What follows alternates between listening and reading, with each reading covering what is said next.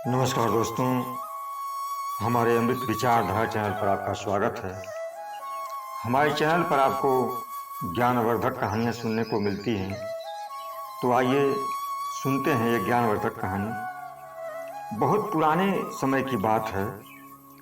एक ब्राह्मण काशी नगरी में शास्त्रों का अध्ययन करने के लिए गए और जब कई वर्षों के बाद वह ब्राह्मण शास्त्रों का अध्ययन करके गांव वापस आए तो पूरे गांव में चारों तरफ उनकी शोहरत फैल गई कि कोई बहुत बड़े ब्राह्मण काशी से शास्त्रों का अध्ययन करके आए हैं और वो धर्म से जुड़ा हुआ कोई भी सवाल चुटकियों में हल कर देते हैं। अब शोहरत सुन करके के लोग दूर दूर से अपनी समस्या का समाधान पाने के लिए आने लगे।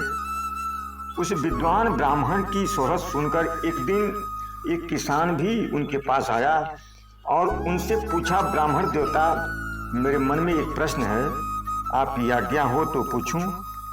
विद्वान ब्राह्मण ने पूरे गर्व के साथ कहा, हाँ पूछो, क्या जानना चाहते हो? तो उस किसान ने पूछा, महाराज हमें ये बताइए कि पाप का गुरु कौन है? उस किसान की बात सुनकर विद्वान ब्राह्मण सोच में पड़ गए।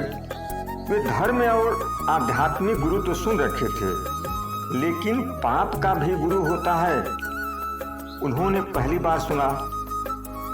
अब विद्वान ब्राह्मण को लगा कि उनका ज्ञान अभी अधूरा है। वह विद्वान ब्राह्मण एक बार फिर काशी नगरी गए और कई धर्मगुरुओं से मिले, लेकिन उनको उस किसान के सवाल का जवाब नहीं मिला।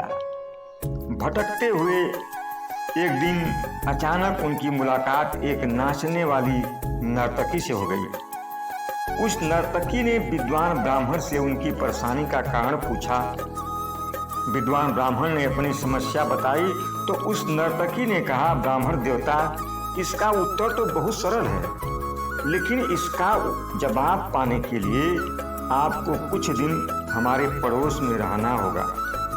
विद्वान ब्राह्मण जिस सवाल का जवाब पाने के लिए कई दिनों से भटक रहे थे, जवाब मिलने की उम्मीद में तुरंत तैयार हो गए। उस नर्तकी ने अपने पास ही उनके रहने की अलग सी व्यवस्था कर दी। वो विद्वान ब्राह्मण किसी के हाथ का बना खाना नहीं खाते थे। अपने नियम, आचार, धर्म और परंपरा के कट्टर अनुयायी थे। उस नर्तकी के घर में रहकर अपने हाथ से खाना बनाते और खाते तो कुछ दिन बड़े आराम से ऐसे ही बीत गया, लेकिन उस किसान के सवाल का जवाब अभी उन्हें नहीं मिला। उत्तर पाने की प्रतीक्षा वो कर रहे थे तो एक दिन वह नर्तकी बोली, ब्राह्मण देवता, आपको भोजन पकाने में बड़ी तकलीफ होती है। यहाँ देखने वाला कोई और तो है नहीं। अगर आप कहें तो मैं नहा धोकर के आपके लिए भोजन तैयार कर दिया करूं। नर्तकी जानती थी कि ये विद्वान ब्राह्मण नियम और आचार के बहुत पक्के हैं, जल्दी मानेंगे नहीं, और इसीलिए उसने लालच भी दिया। उसने कहा, ब्राह्मण देवता, यदि आप मुझे अपनी सेवा का मौका देंगे तो मैं दक्षिणा के रूप में आपको प्रतिदिन 4 सोने के सिक्के दूंगी। अब सोने के सिक्कों का नाम सुनकर विद्वान ब्राह्मण विचार करने लगे। पका पकाया भोजन और साथ में सोने के सिक्के।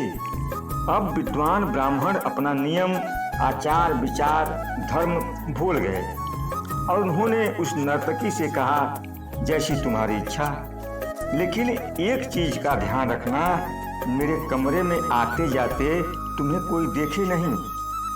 पहले ही दिन कई तरह के पकवान बना करके उस नर्तकी ने विद्वान ब्राह्मण के आगे परोस दिया और जैसे ही वह खाना खाने के लिए हाथ बढ़ाए, नर्तकी ने खाना परोसी थाली उनके आगे से खींच ली। अब विद्वान ब्राह्मण बड़े गुस्से में हुए और गुस्से में आकर बोले, यह क्या मजाक है?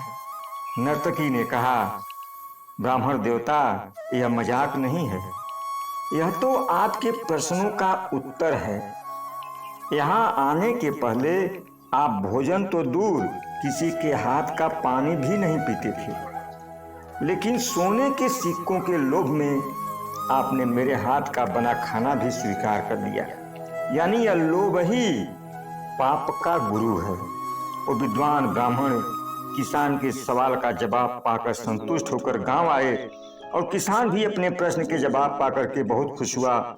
दोस्तों, मैं अपने चैनल पर ऐसी ज्ञानवर्धक कहानियां लेकर के आता हूं। चैनल पर अगर आप नए हैं तो चैनल का सब्सक्राइब कर लीजिएगा। बहुत बहुत धन्यवाद।